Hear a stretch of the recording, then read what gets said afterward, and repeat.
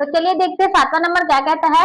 संबंध R X X Q X संख्या 10 से कम एक अभाज्य संख्या है, ठीक है।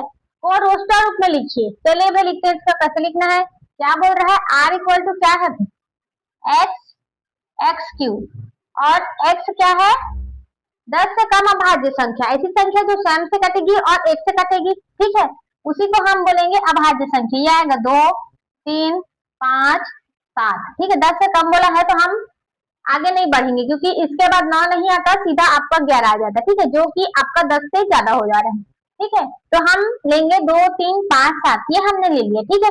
उसके बाद आपको क्या करना है बेटा, देखो एक्स क्यू है, ठीक है, तो ये हम मान लेते हैं y बराबर, क्लियर है।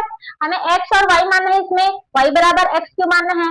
तो हम y का मान कैसे निकालेंगे, x के जगह में 2 रखेंगे, है ना। तो x के स्थान पे हम 2 रखेंगे, तो क्यू करेंगे तो क्या आएगा, 2 का क्यू होगा तो ये 8 आ जाएगा, ठीक है। मतलब हमने x के स्थान में क्या किया है, 2 किया, तो आया क्या, y का मान 8 आया है, ठीक है, ये हो गया। अब हम करेंगे 2 के स्थान में 3 रखिए, यहाँ पे 3 रख देंगे, 3 तिया ना 9 तिया कितना हो गया 27, मतलब 3 रखने पर y का मान कितना आ रहा है, 27 आ रहा है, ठीक है। तो उसी प्रकार हम 5 रखेंगे, 5 का क्यू करेंगे तो कितना आएगा 125, ठीक है, 125 आएगा। फिर हम रखेंगे 7, 7 का क्यू करेंगे अब, ठीक है। 7 का क्यू क्यू की है, क्योंकि हमें यहाँ पे x के स्थान पे 7 रखना है, ठीक है। 7 का क्यू करेंगे तो 343 आएगा, ठीक है, ये आएगा 343, ठीक है। ये हो गया आपका रोस्टर रूप में आंसर, ठीक है। देखिए 7वां नंबर सॉल्व हो गया। अब देखते हैं 8वां नंबर। मान लीजिए कि a equal to X Y Z और b इक्वल टू 1 और 2, तो a से b के संबंधों की संख्या ज्ञात कीजिए, ठीक है। इसमें हमें संख्या ज्ञात करना है, तो संख्या ज्ञात करने के लिए यहाँ पे देखिए a का संख्या कितना है, 3 है, तो यहाँ पे हम लोग सॉल्व करेंगे। एन a इक्वल टू लिखेंगे, क्या लिखेंगे भाई, 3 लिखेंगे, क्योंकि संख्या बोला है।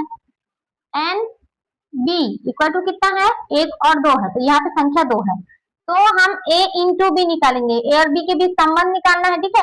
a इंटू बी करेंगे तो 3 दूनी कितना हो जाएगा, सॉरी 6 लिख दे रही हूँ, यहाँ पे 2 हो जाएगा 6, 3 दूनी 6 हो गया।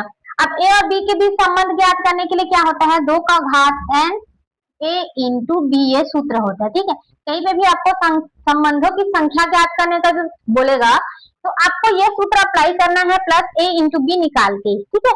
याद रखना, आपको a और b दिया रहेगा, उनकी संख्या निकालना है। अगर संबंधों की संख्या बोलेगा, a और b की संख्या निकालना है गुणा के रूप में, उसके बाद आपको ये वाला जो सूत्र है उसे अप्लाई करना है, ठीक है।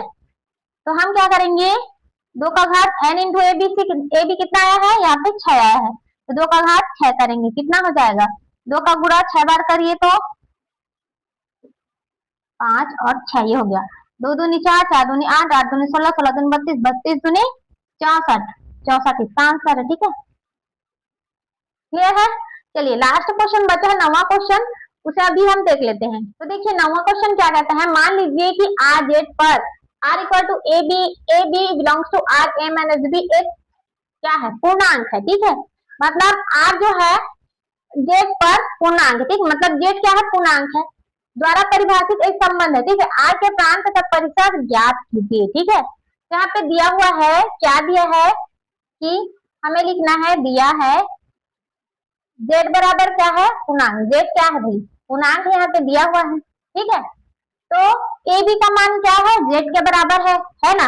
तो हम लिख सकते हैं क्या, A equal to Z, B equal to क्या बोल रहा है, जेड, क्योंकि जेड के बराबर दिया हुआ है, और एक क्या दिया है, ए माइनस बी बराबर क्या है, एक पूर्णांक है, ठीक है, ये एक पूर्णांक है, तो इनके बीच एक संबंध है, ठीक है। ये हमने निकाल लिया, ठीक है। आर के प्रांत का परिसर दिखाइए, ज्ञात कीजिए बोला है, तो आर के प्रांत क्या हो जाएंगे, तो हमें पता है कि सामने वाली जो भी संख्याएं होती है एक्स वाई जेड, ठीक है, सामने में जो एक्स होता है, ठीक है, एक्स एक्स सभी डिब्बा में जब एक्स एक्स आता है तो वो आपका प्रांत कहलाता है, और पीछे वाली जो संख्या होती है वो क्या कहलाती है, परिसर कहलाती है। तो यहाँ पे क्या है, ए दिया है, ठीक है, और बी दिया है, तो यहाँ आर के प्रांत क्या हो जाएंगे, जेड हो जाएंगे, क्योंकि ए जेड के बराबर है, क्लियर है। और आर के परिसर, आर के परिसर क्या हो जाएगा, वो भी जेड हो जाएगा, क्योंकि बी बराबर यहाँ पे यहाँ पे दिया है Z, ठीक है, यही आपका आंसर हो जाएगा। क्लियर है? आई होप आपको ये क्लास अच्छा लगा होगा। अगर वीडियो अच्छा लगे तो लाइक करें और अपने दोस्तों के साथ शेयर करें और सब्सक्राइब करना ना भूलें। अब मिलते हैं अगली क्लास में, तब तक देखते रहिए, सीखते रहिए और मैथ्स का रिवीजन करते रहिए। Thank you.